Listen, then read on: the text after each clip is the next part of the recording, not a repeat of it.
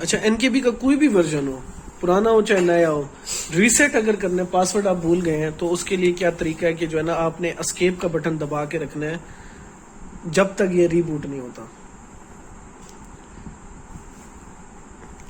मेरे ख्याल में 15 से 20 सेकंड होता है। सेकंड्स भी देख रहे हैं कि कितने सेकंड के बाद रीबूट होता है। दबा के रखना, छोड़ना नहीं है।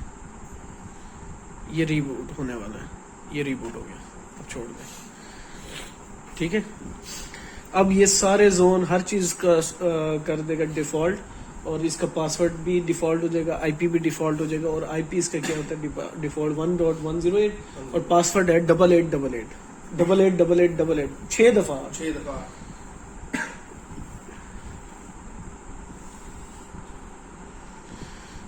ये अब जो है ना ऑन हो रहा है डिफॉल्ट के बाद, ये डिफॉल्ट हो गया।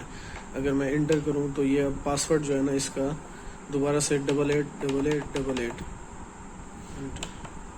ठीक है।